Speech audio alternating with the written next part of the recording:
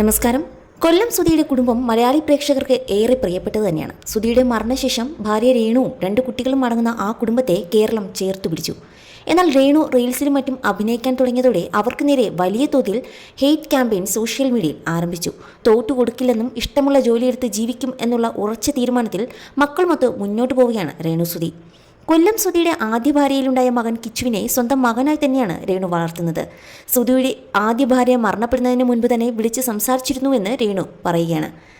സുധിച്ചേട്ടൻ്റെ ആദ്യ ഭാര്യയെ നേരിട്ട് കണ്ടിട്ടില്ല, എന്നാൽ മരിക്കുന്നതിൻ്റെ കുറച്ച് നാളുകൾക്ക് മുമ്പ് തന്നെ ഫേസ്ബുക്കിൽ ബന്ധപ്പെട്ടിരുന്നു. ഹായ് രേണു, എന്നോട് പിണക്കമുണ്ടോ എന്ന് ചോദിച്ചു. എന്തിന് പിണക്കം, തനിക്കൊരു പിണക്കവുമില്ലെന്ന് ഞാൻ മറുപടി കൊടുക്കുകയും ചെയ്തു. എനിക്കൊന്ന് രേണുവിനെ കാണണം എന്ന് പറഞ്ഞു. അതിനെന്താടാ എന്ന് പറഞ്ഞ് താൻ വീഡിയോ കോൾ ചെയ്തു. രേണുവിനെ കണ്ടതിൽ ഒത്തിരി സന്തോഷമായി. ഞാൻ കരുതി രേണുവിന് എന്നോട് പിണക്കമായിരിക്കുമെന്ന് എന്നാണ് അവർ പറഞ്ഞത്. കുഞ്ഞിന് സുഖമാണോ എന്ന് ചോദിച്ചു. കിച്ചിൻ്റെ കാര്യം ചോദിച്ചതേയില്ല. ചിലപ്പോൾ തനിക്ക് വല്ലതും തോന്നുമോ എന്ന് കരുതിയായിരിക്കും. സുധിച്ചേട്ടനോട് ഇക്കാര്യം പറഞ്ഞപ്പോൾ പെട്ടെന്ന് ബ്ലോക്ക് ചെയ്തോണം, നീ വെറുതെ തല്ലുകൊള്ളും എന്ന് പറഞ്ഞു. ഞങ്ങളത് പണ്ടേ മറന്നതാണ്, നീ ഇനി അത് കുത്തിപ്പൊക്കരുതെന്നും പറഞ്ഞു. അതോടെ അവർ ബ്ലോക്കും ചെയ്തു. താൻ അവരോട് സംസാരിച്ചപ്പോഴൊക്കെ സന്തോഷത്തോടെ സംസാരിച്ചിട്ടുള്ളൂ. മകൻ്റെ ജന്മദിനം ആണെന്ന് പറഞ്ഞു. അപ്പോൾ താൻ ഹാപ്പി ബർത്ത്ഡേ പറഞ്ഞു. പിന്നീടാണ് അറിഞ്ഞത് കുറച്ചുനാൾ കഴിഞ്ഞ് അവർ മരിച്ചെന്ന വിവരം അറിഞ്ഞത് താനും സുധിച്ചേട്ടനും പുറത്തു പോകാൻ നിൽക്കുമ്പോഴാണ്. വിവരം അറിഞ്ഞപ്പോൾ തന്നെ ആ വിഷമം കാണിക്കാതിരിക്കാൻ സുധിച്ചേട്ടൻ ശ്രമിക്കുന്നുണ്ടായിരുന്നു. ആദ്യത്തെ കുട്ടിയുടെ അമ്മയിലെ ഏട്ടൻ കരഞ്ഞോളൂ, വിഷമമാകുന്നുണ്ടെങ്കിൽ എന്ന് ഞാൻ പറഞ്ഞു. പുള്ളി കരയാതെ പകൽ മുഴുവൻ പിടിച്ചു നിന്നു. രാത്രിയായപ്പോൾ തൻ്റെ അടുത്ത് വന്ന് ഒരൊറ്റ കരച്ചിൽ. നമുക്ക് കാണാൻ പോകാം എന്ന് താൻ പറഞ്ഞു. വേണ്ട, പോകണ്ട വാവൂട്ട എന്ന് പറഞ്ഞു. അങ്ങനെ പോയില്ല.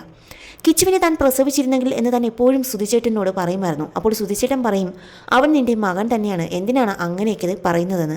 തൻ്റെ വയറ്റിൽ ജനിച്ചിരുന്നുവെങ്കിൽ ഭയങ്കര ഭാഗ്യവതിയായേനെ എന്ന് പറയുമായിരുന്നു. സുധിച്ചേട്ടൻ അത്രയ്ക്ക് ഇഷ്ടമായിരുന്നു, ഇപ്പോഴും ഇഷ്ടമാണ്. മരിച്ചെന്ന് അംഗീകരിക്കാൻ പറ്റിയിട്ടില്ല. എവിടെയൊക്കെയോ ആളുണ്ട്, നമ്മളെ കാണുന്നുണ്ട് എന്ന വിശ്വാസത്തിലാണ് സന്തോഷത്തോടെ ജീവിച്ചു പോകുന്നത്.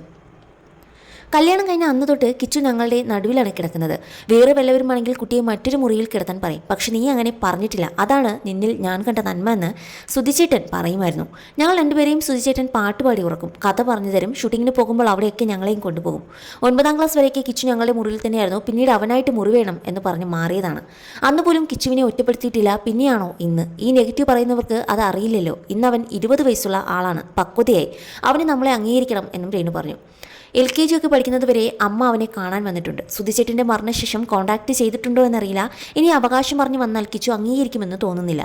അവൻ എൻ്റെ മകനാണ്. അവൻ അമ്മയെന്ന് വിളിക്കുന്നത് വരെ ഞാൻ തന്നെയാണ് അവൻ്റെ അമ്മ. അവനെ ഒരിക്കലും വിട്ടുകൊടുക്കില്ലെന്നും പറയുകയായിരുന്നു രേണു.